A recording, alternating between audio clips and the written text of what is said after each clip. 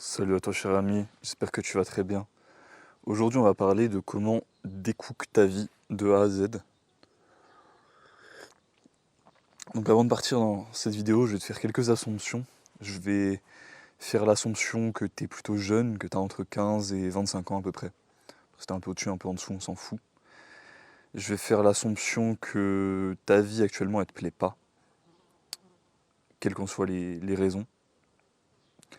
Je vais faire l'assumption que tu as un mauvais état de santé, que tes voies respiratoires sont probablement dans un sale état. Ton alimentation est probablement pleine de produits transformés ou du moins pas du tout idéale, même si tu penses peut-être qu'elle est plutôt correcte. Je vais faire l'assumption que tu passes peut-être beaucoup de temps sur les jeux vidéo ou sur les séries, ou enfin toute forme de divertissement digital qui te permet de t'échapper de ta réalité actuelle. Je vais faire l'assumption que tu n'as pas les relations sociales que tu veux. Et voilà, c'est à peu près tout. Donc maintenant, avant de te donner les solutions, je vais devoir séparer entre deux catégories. Si tu es en croissance et si tu es un peu passé ta croissance. Parce qu'il va y avoir différents niveaux d'importance sur les choses en fonction des deux. Donc si tu es encore en croissance, la priorité, ça va être de commencer par l'alimentation. Où que tu sois dans ton développement personnel ou quoi que tu fasses, quelles que soient tes priorités, faut que ta priorité soit sur l'alimentation. Manger mieux. Manger mieux, ça veut dire quoi? Manger mieux, ça veut dire manger ce que tu es censé manger évolutivement. Manger ce que tes ancêtres mangeaient, ce que tu digères et ce qui te permet de croître au maximum de tes capacités. En l'occurrence, si tu le digères, les produits laitiers crus, c'est l'idéal. Si tu veux devenir grand, au niveau de la taille, il y a clairement un gros facteur de corrélation. Maximiser le lait cru, c'est pour moi le meilleur facteur que tu as pour tout simplement que ça fonctionne. Supprimer les aliments transformés, c'est une évidence. Si j'ai à te le dire, c'est qu'il y a un souci. Enfin, ça m'étonnerait pas que tu en manges encore, mais il faut que tu arrêtes. Et ces aliments transformés, tu vas les remplacer par quoi? Par un petit peu de fruits, mais vraiment petite quantité. Ta diète ne doit pas être basée sur des glucides. Les glucides, c'est pro-vieillissement, c'est pas pro-développement. C'est pro-performance aussi, donc si tu es un athlète, ça peut être pertinent. Mais en dehors de cette situation-là, j'ai pas envie que tu abuses des glucides. Et si tu es dans cette situation-là, évite d'abuser des fruits. Essaie d'abuser du lait cru et des pommes de terre. Les tubercules, c'est un peu plus logique évolutivement. Donc oui, produits laitiers crus, produits animaux crus généralement. Éviter tout ce qui est céréales, c'est de la nourriture d'esclaves, hein, ça va t'empêcher de grandir comme tu souhaites grandir et d'être en bonne santé. C'est plein d'antinutriments, bref c'est de la merde. Éviter les légumes, le miel des fruits comme j'ai dit en petite quantité c'est ok. Et voilà, donc animal based, raw animal based, c'est ça qu'il faut. Une fois que tu as passé cette étape-là, tu as plein de possibilités. Et du coup, si tu es plus âgé, c'est aussi une très bonne chose à faire, de commencer par cette section-là de l'alimentation, mais c'est moins important. De toute façon, tu vas devoir te décook sur tout un tas d'aspects, donc autant que tu commences par celui qui te donne un peu le plus envie, tu vois. Je vais séparer un peu la vidéo en trois catégories du coup. Tu vas avoir la catégorie de la santé. Voilà, va falloir comprendre que santé égale richesse, hein, voilà, c'est une banalité, mais c'est vraiment quelque chose qu'il faut appliquer et qu'il faut réaliser dans sa vie. Ensuite, l'aspect finance, parce que si tu n'as pas de finance aujourd'hui, tu peux rien faire. Et on est quand même dans une ère économique assez incertaine. Donc il faut évidemment en avoir conscience et s'y préparer du mieux qu'on peut. Et le dernier aspect, ça va être relations sociales. Donc je vais diviser ces trois-ci en trois petites sections. Et ensuite, je te donnerai quelques sections bonus. Pour ce qui est de la santé, déjà, tu vas avoir l'alimentation. L'alimentation, je t'en ai déjà parlé. Est-ce que j'ai besoin de plus t'en parler? Pas vraiment. Je vais te donner quelques ressources pour que tu puisses te renseigner mieux. Lire. D'ailleurs, si tu as envie de te mettre dans le développement personnel, si tu as envie de découper un peu ta vie par le biais plutôt intellectuel, que tu as plutôt envie de commencer par là, lire ce genre de choses, ça peut être très très bien justement. Donc, lire Nutrition et dégénération physique de Weston A. Price, donc tu devrais pouvoir le trouver facilement en français. lire We Want to Live de Ajonus Wonderplanets, donc lire globalement ce que fait Ajonus. Il y a des incohérences, il y a des choses qui ne vont pas dans ce qu'il dit, mais ses méthodes fonctionnent. Donc pour moi c'est intéressant de le lire. Et pourquoi pas quelques autres bouquins. Si tu veux mes listes de lecture, je les poste à certains intervalles dans mon Substack, donc ma newsletter, voilà, qui est à 70% gratuite. Ensuite, après l'alimentation, on a quoi? On a le sommeil. Le sommeil, en vrai, c'est assez simple. Tu vas essayer de cut les écrans le plus possible, le plus tôt possible avant d'aller te coucher. Tu vas essayer de te coucher, de te lever à des heures à peu près régulières. Idéalement, en suivant ton cycle circadien, donc en suivant le fonctionnement du soleil et les saisons. La meilleure manière d'aider ton cycle circadien à se faire, si tu es déjà habitué à par exemple te coucher très tard, etc., ça va être justement comme je t'ai dit, éliminer les écrans, et passer moins de temps devant les écrans, surtout le soir. Et par exemple lire, pourquoi pas, à la bougie, ou en tout cas avec une lumière, avec des ondes très basses, des ondes qui vont pas te maintenir dans un état d'éveil, pas de lumière bleue évidemment. Et surtout regarder le soleil le matin à l'aube et le soir au crépuscule. Pourquoi? Parce que regarder le soleil le matin à l'aube, ce que ça va faire, tu l'as vu, tu l'as sûrement entendu dans le podcast du Berman, c'était déjà un peu dans cet espace-là, c'est que ça va permettre en fait à ton cerveau de sécréter du cortisol. Le cortisol, généralement, on essaie de l'éviter parce que c'est l'hormone du stress, et trop de stress, c'est pas bien, surtout le stress chronique, mais ce pic de cortisol-là, tu l'auras de toute manière à un moment de la journée, que tu le veuilles ou non. Donc le mieux, c'est de l'avoir le matin, parce que le matin, du coup, il te permet de te réveiller, d'être alerte, c'est pour ça que tu te sens énergisé le matin, en partie. Alors que si tu vas pas regarder le soleil dès le matin, si tu vas pas dehors dès le matin, ce qui va se passer, c'est que tu vas avoir ton pic de cortisol plus tard dans la journée, et il va t'empêcher de dormir du coup le soir, parce que tu auras un niveau de stress qui restera élevé le soir, et après c'est un cercle vicieux, tu vois, parce que ça favorise le stress chronique et tout un tas d'autres problèmes. Donc, très très important, être dehors, regarder le soleil le matin et le soir, ça c'est déjà nécessaire, mais être dehors vraiment autant que tu le peux. Voilà, faut pas, dès que tu es à l'intérieur et que tu as une tâche que tu pourrais faire dehors, par exemple que tu révises à l'intérieur, tu pourrais réviser dehors, tu manges à l'intérieur, tu pourrais manger dehors, dès qu'il y a un truc que tu fais dedans que tu pourrais faire dehors, fais-le dehors. C'est aussi simple que ça. Même si tu es en ville, je sais que c'est plus difficile en ville, mais de toute façon, vivre en ville, ce n'est pas l'idéal d'un point de vue santé.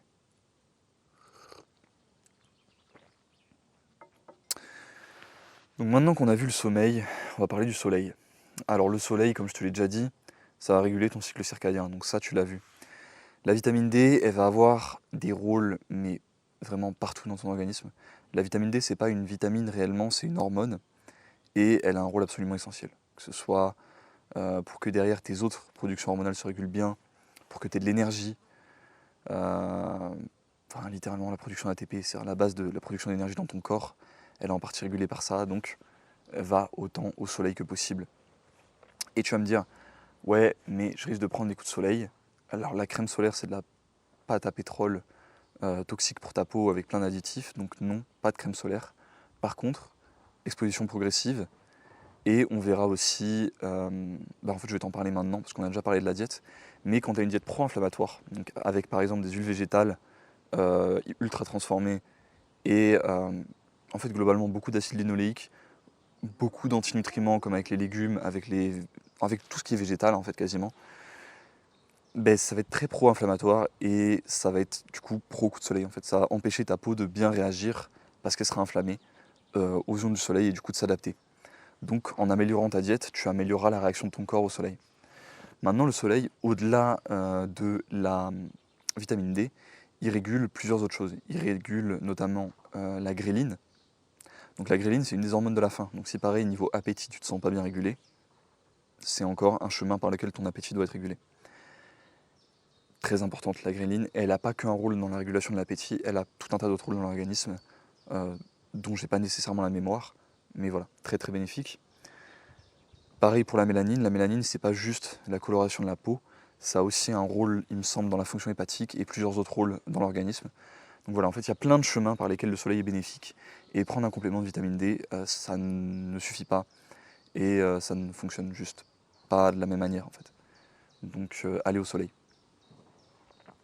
Pour en revenir un peu à l'alimentation, parce que j'ai parlé d'appétit, il ne faut pas chercher à être sec.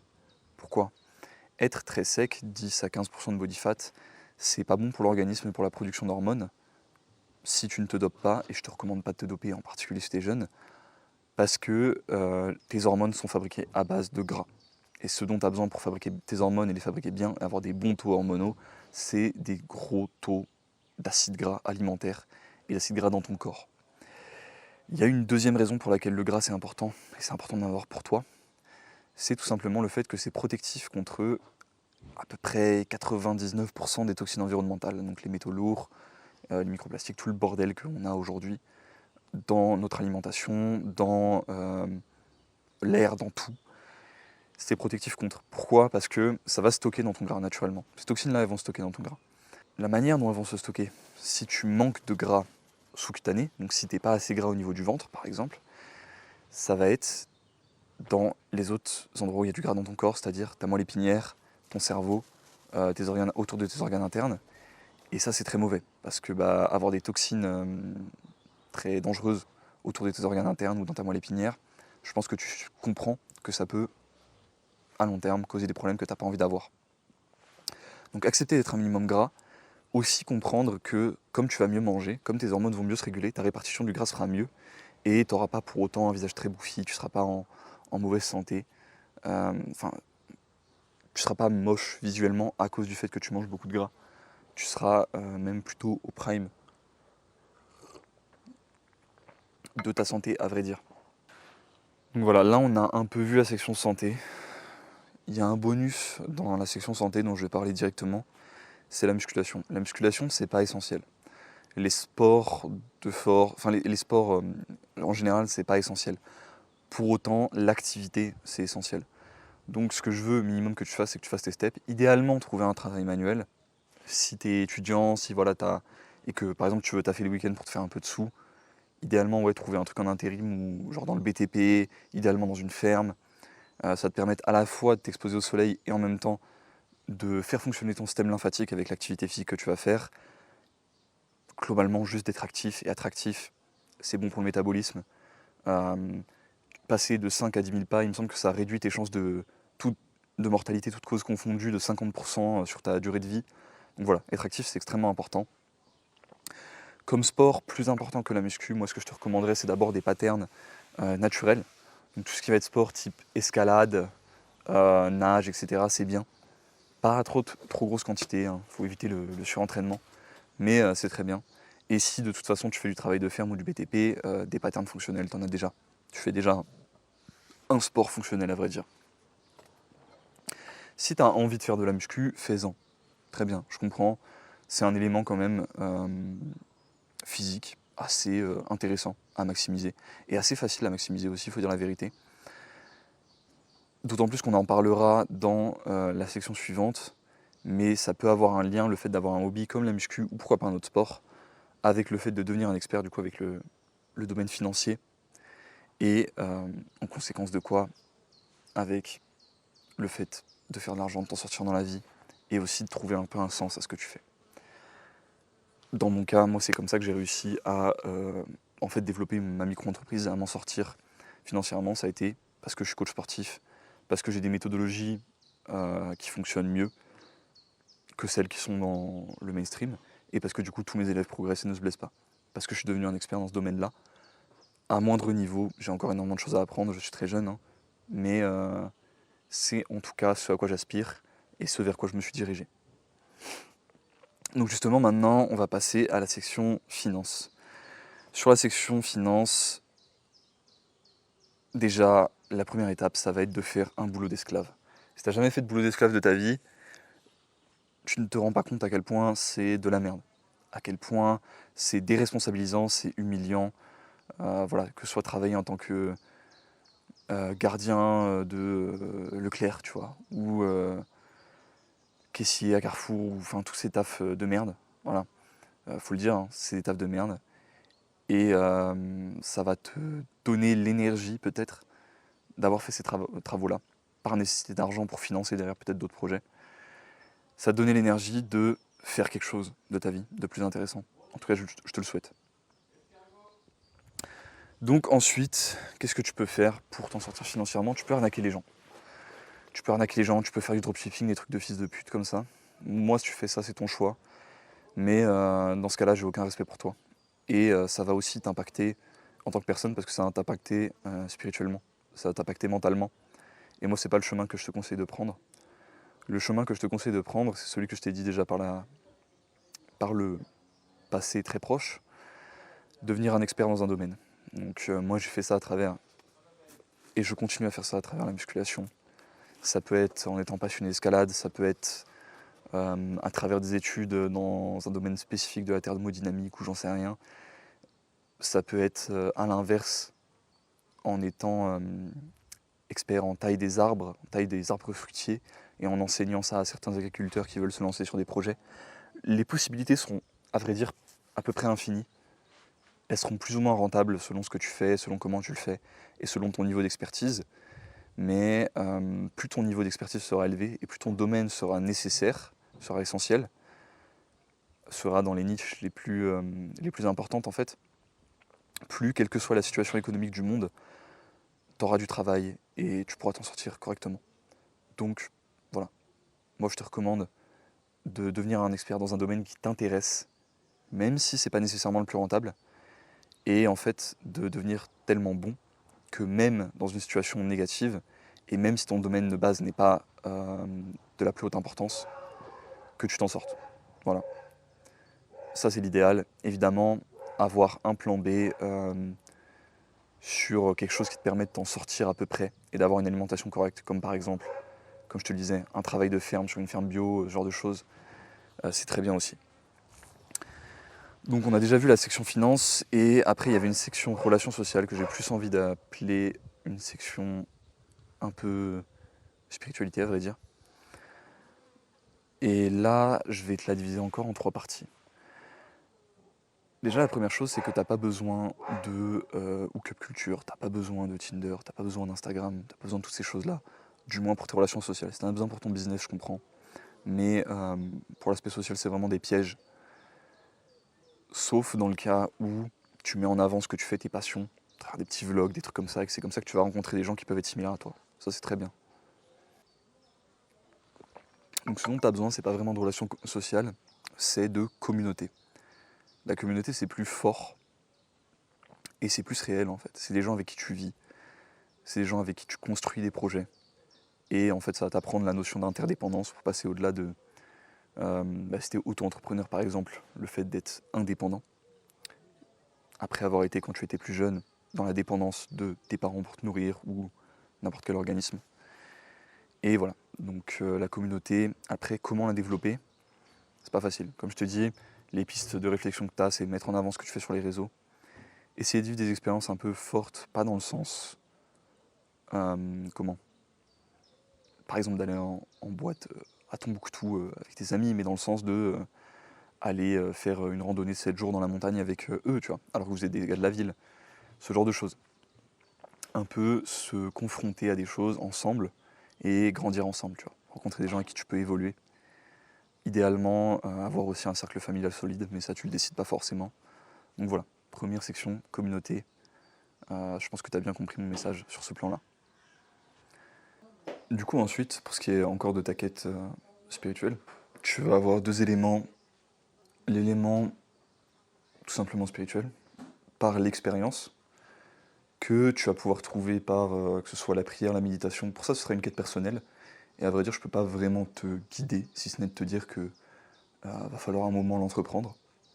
Et que normalement, tu te sentiras incapable de ne pas l'entreprendre quand ça arrivera. Et au-delà de cet élément-là, tu vas avoir évidemment une quête intellectuelle qui va des fois un peu se lier à la quête spirituelle. Donc une quête en fait d'amélioration de tes capacités cognitives, de ta culture, de tout ça à peu près, en fait. Et là, par contre, j'ai énormément de recommandations pour toi. Moi, ce que je dirais qui est bien déjà, c'est de se lancer dans quelque chose que tu as envie de te lancer. Donc voilà, trouve un domaine qui t'intéresse, que ce soit les mathématiques, que ce soit de la littérature, que ce soit de l'algèbre, j'en sais rien, tu vois. Vraiment, juste un truc qui t'intéresse et mets-toi dedans. Tu fais des petits livres que moi je trouve sympas, qui te permettent un peu de te lancer par exemple dans la lecture, parce que ça peut être une partie de ta quête.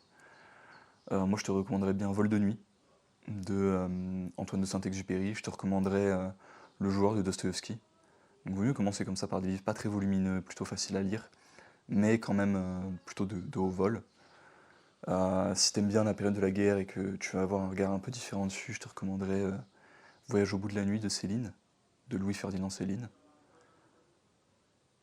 Si t'es intéressé par l'histoire, tu peux lire Histoire de France de Bainville, tu peux lire plein de choses en vrai en histoire, il y a tellement de littérature que c'est à peu près infini.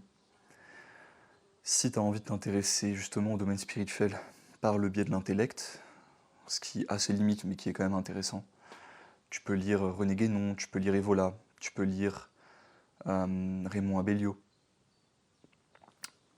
Et à vrai dire, t'en as plein d'autres. Tu peux lire Mircea Eliade pour entrer par l'anthropologie, avec par exemple le sacré et le profane, qui moi a été justement ma porte d'entrée là, dans ce monde-là, qui est déjà un petit peu complexe, mais qui est tout de même la porte d'entrée la plus facile à mon avis dans ce type de littérature.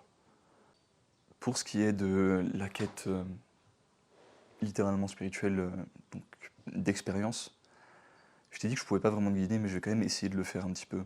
Ce que je te dirais, c'est de prendre au moins une habitude, que ce soit une habitude de méditation, pourquoi pas de prière ou autre.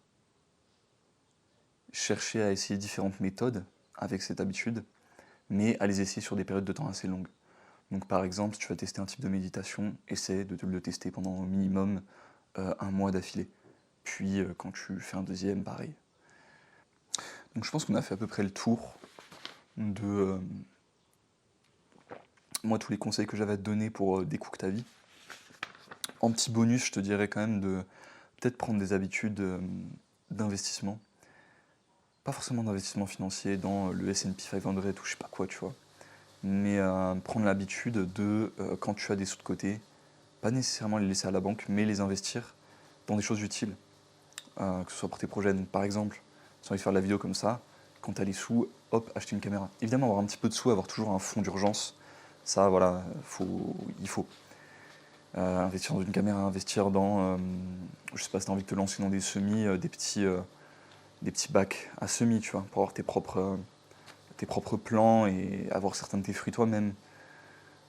Pourquoi pas investir, si tu as un peu plus d'argent, quelques milliers d'euros, dans des terres agricoles sur lesquelles tu peux planter des arbres fruitiers ou sur lesquels tu peux mettre par exemple un broutard et au bout de 2 ans avoir de la viande.